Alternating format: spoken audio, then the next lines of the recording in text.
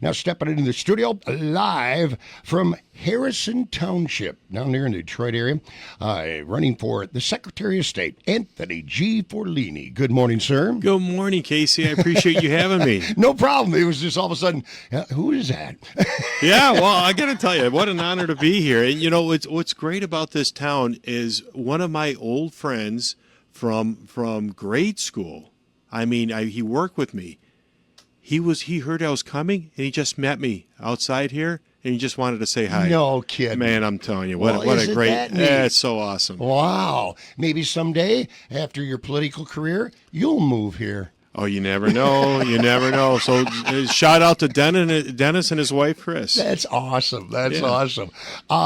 You are currently, or you were, Macomb County Clerk? I am the Macomb County Clerk currently, award-winning clerk. We won some national awards for the work we did, bringing great service to the people of Macomb County. No kidding. Yeah. We were the only one in the state of Michigan out of 5,000 total across the country. We're the only county to win an award in Michigan, but the only one in the country to win 2 last year. No kidding. And what were those for? Well, operational efficiency and innovation. So we just run a great shop, and that's what we need to do at the Secretary of State's office, is just bring great service to the people of Michigan. You know, they pay their taxes, they pay for their licenses, and whatever it is they do, all they want is good service. Was it because of your outstanding progress and awards that you won that you decided, I could do this as a Secretary of the State for our state of Michigan? Yeah, you know, there's been a lot of controversy with elections and what have you, and we did over 13 different reforms in Macomb County to bring more transparency to elections, to bring just shed a light on everything, to let people know how our elections work. It only does good if we're doing it in Macomb. We got to do it across the state. So that's kind of the idea. We want to bring that transparency across Michigan, let people know that the government is working for them, because that's really what we're here to provide a service, not, you know, the citizens don't need to give us a job. We need to give them a service. Exactly. You conducted a forensic audit, as you were speaking, watermarked ballots, turned off the modems, you made elections more transparent, referred those who voted multiple times for prosecution. That's a big deal right now. Oh, yeah. And removed, of course, deceased voters from the voter polls. That's right. That's right. So we did all that. And so, you know, I come into this race as the candidate with the most experience that has results that are proven from the past.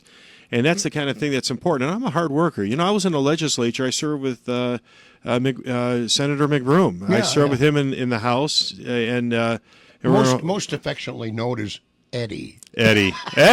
Okay, I might see him later on today. We're going to see him down in Escanaba. Yeah, so he's a good guy. Yeah. So the thing is, you know, I served 6 years, never missed a vote, never missed a day of work, never in committee, and that's the distinction between myself and my opponent. So I want to just say that, you know, you're going to get your money's worth out of me, and we're going to work hard. And I'm not very political. That's kind of an odd thing to say for a politician. I'm not political. I just get the job done. You know what? That's good politics. Just get in and get the job done. Well, you're probably going to also see State Senator John DeMoose over there. I hope so. We talked with him this morning, and again, he's kind of that same way. You know, you select a party to be with, but at the same time, folks like you are looking in both directions, and you're willing to cross boundaries to come to a conclusion that helps everyone in our state. Are we not all Americans? Well, that's right. We're all Americans. And you know what? And we just want that free will to do what we can to make a living, and we don't need government to get in our way. And so many times now you hear people talk about all these things government can do. And you know what? I'm going to tell you one thing. I am not about socialism. I'm not about government. I'm about Listen, my dad's an immigrant from Italy, and he came here because this is the land of opportunity. I kind of figured with Forlini. It sounded kind of little Italian. You're guessing it wasn't Polish. Oh no! I mean, my wife's Czechoslovakian, right? So I mean, I love it all. I love it all. That is great. You know, you were talking about Will there just a moment ago, and as Secretary of the State, you're saying you will eliminate Eric. Who's Eric? Or what does that stand for? What's his name? Where did Eric come from? How did he get in the conversation? We need a system that's nationally that everybody participates in, and that's maybe something, the president's talked about this, that we need some kind of a system that goes across all states, that's maybe from the federal government level, say, hey, this person is registered in California. He does, you can't register him here. And if you do, he needs to deregister from California and come to our state. I'm this county clerk that found the non-citizens in the jury room. It was made national news. Mm-hmm. We found these non-citizens in the jury room that were self-reporting out. And guess what? A handful of them were actually on the registered to vote. They were registered to vote, and several of them we found in the last year and a half have actually voted. Wow. This is criminal. Dana Nessel, just this past week, the first one we found, she's going after prosecution now. Yeah. You want to protect citizens only voting. Well, that's where this all comes from. Yeah. Listen, we only want citizens judging us in the jury pool. We only want citizens voting. And, whether or not this is on the ballot in November, this is going to be a rallying cry. Listen, if you're an American, you shouldn't have your vote watered down by people that are not Americans. I'm not saying illegals. Right. I'm saying not Americans. Mm-hmm. You have to be an American to be able to vote here in the United States, and we need to protect that right. And to prove that, are you on the train to provide, photo ID? Oh, of course. That's what I thought. You try to get on a plane without an ID. Try to get anywhere without an ID. Try to go to a Democrat or Republican convention without an ID. I get asked every time. I look at them like, you don't know who I am? Sir? Yeah. Mr. Forlini, please. and I never give him a hard time, but I look at him like, you don't know who I am? Yeah. Right? Yeah, I get you. Utilize all public databases to remove those not eligible to vote. You spoke about that a little bit. And require watermarked ballots. Well, we're doing that in Macomb. Isn't that sacred? That ballot is a sacred ballot. And it's working. Listen, it's so simple. You can put it up to the light and say, all right, this is an official ballot. This isn't something off a Xerox copy machine. Or that ID, it's got the little watermark on it. This is an official ID. That's right, man. Yeah. Just listen, we want to button it down. It's not trying to exclude anybody. You know what you're doing? You're excluding people when you don't do these protocols because you're watering down the vote. Let's not water down the vote anymore. If you look at what happened at the Democrat convention, it was chaos because they didn't have order. We need to bring order to the state of Michigan, and I'm going to do that as Secretary of State. With a gavel? Boom. With a gavel. There you go. You want to cut Secretary of State office wait times. Yeah. That's a big issue right now. Well, I think it is. Because you shouldn't have to wait to get a government service, right? In Macomb County, we had a 3-week wait to get CPLs and other services. Yeah. You know what we brought that down to? 4 minutes. How about that? We changed processes. We changed how we did things. And you know what? You don't need an appointment either. Right. You come in and that little kiosk there. You punch yourself in. And you know what our time is in Macomb? We have 850,000 people in Macomb. So it's a big operation. Yeah. You come in, you check in, 4 minutes, you're at the counter. Isn't that nice? In 10 minutes, you're out the door. Yeah. And you know the other thing we did? We got rid of voicemail. Ha! We got rid of voicemail. What do we all do? We see a phone number we don't know. What do? We let it go to voicemail. Yeah. And this is the voicemail, pass back and forth. Mm-hmm. Listen, we eliminated that, and now 98% of all calls that come into our office are answered by a live person and handled on the first call. Yeah. And English speaking. Yeah, all English speaking. We're all English speaking. You want to improve election worker training? Well, you know what?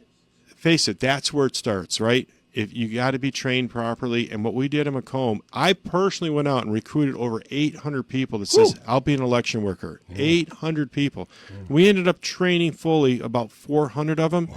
And, on the day before an election, one of our townships, Clinton Township, one of the biggest, they needed 35 election workers the day before the election. Wow. We were able to Talk supply. about being unprepared. Well, people drop out, Yeah. There's been a lot of, people, all of a sudden dropping out. That's just who we are in society today.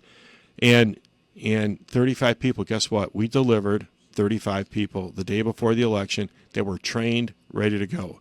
And I'm proud of that. I'm proud of that. I think that's what we need to do. And think about it, if we didn't do that, what would that election look like? And that's where chaos ensues. And that's when you hear about these problems in some of these urban areas where they didn't have enough people and they caught themselves shorthanded. And problems. And began. problems. And that's when bad people get involved, right? And things happen that shouldn't have happened. You talk about improving transparency. That's a big issue right now. You know- Everybody's trying to hide something. Well, you go to Macomb County. You're right. KC, you're right.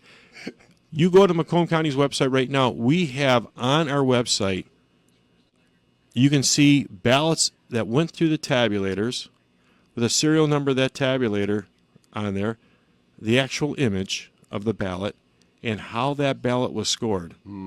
So you can see, KC, you ran for president, and look at you got the vote. Next person, right down the line. You can see that tabulator actually worked. And then you can compare those numbers. At home, you can go right down the list and see every tabulator and make sure it worked properly. Right. That's transparency. And that's just part of the processes we put in place. Hash validations on the tabulators. And what that means is that we know that when we programmed it to the time we get it back, nobody went in between and changed the settings. Right, exactly. You want to audit county clerks to keep consistency across the state. Good idea. Well, don't think of it as an audit like, they did something wrong. Right. We audit our local clerks and what have you, but who's auditing the county clerks? And so I look at it and say, listen, I could use somebody coming in and saying, hey, Tony, you know what? We like everything you're doing, but, this one area you look like you're a little weak in. You need to work on it. That's what I'm talking about. Sure. Because sometimes you just don't know what you don't know. Yeah. Right? Yeah. So we're going to maybe put a program in place and help the county clerks get to protocols that are 100%. County clerk training. County clerk training. It's just more than training. Yeah. Coming in after the election, seeing how they did and what they did. Yeah, and then go from there and be prepared for the upcoming 2 years And when we have this whole process go again. And I've been meeting with clerks, and you know what they're saying? I just met yesterday with a group of clerks, or the day before yesterday, and they are saying with some of their struggles, some of the things that they're having trouble with, and what they want to do, and how they'd like to see us change.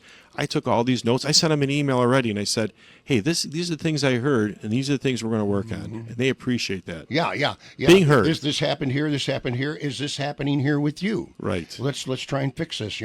Before the whole ball of wax falls apart. Rural clerks are different than urban clerks. Yeah. There's a different need. Yeah. There's a different need, and so they got to be treated differently.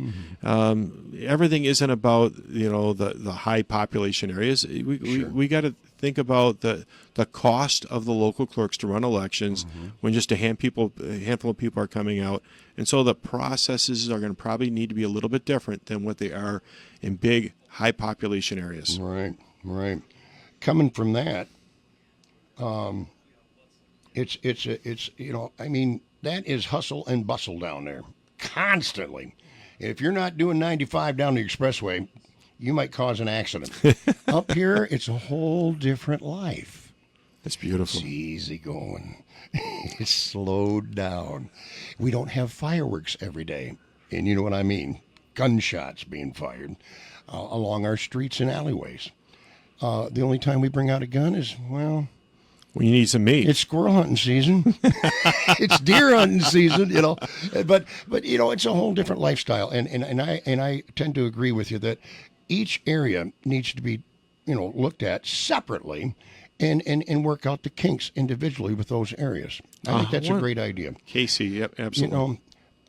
You're heading to Escanaba, and the only state fair that's happening, because of all the budget cuts and things like that. We used to have that big one down in Detroit, which is no more. But you enjoy yourself over there today.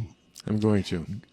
We wish you the best on your campaign trail. I meeting you for the first time, I like what you're talking about. I like what you're saying. I like what you're doing. And we want to thank you for taking the time out of your busy schedule since we were on your way to Escanaba. Stopping by here today at WNBY. Awesome. Thank you. Thank you so You're much. You're more than welcome. Thanks, and any final thought or what you'd like to tell the folks one final time before you leave today? They can go to www.anthonyforlini.com. They can probably contact you by email and such. But a final thought, or maybe hey, get out to vote thing. Yeah, you know what? A vote for me is a vote for you. I'm just going to say that a vote for me is a vote for you, because you vote for me, you're voting for yourself. You're voting for somebody that's going to go to work hard for you every day. I've done it. I've proven it. I've gotten awards for what we've done.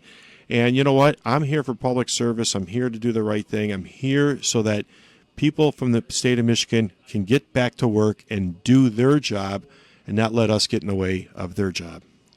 Did you notice the nice little road out here? Finally, it's beautiful. That governor fixed the damn road. I got to get her in my neighborhood. You guys did okay up here. You have safe travels, pal. And anytime you want to talk further, stop by if you're up in the old 100%. UPA. I will. Thank you, buddy. You betcha. Thank you. There you go. Anthony G. Forlini, running for Secretary of State, and get out and vote when the big time comes up in November.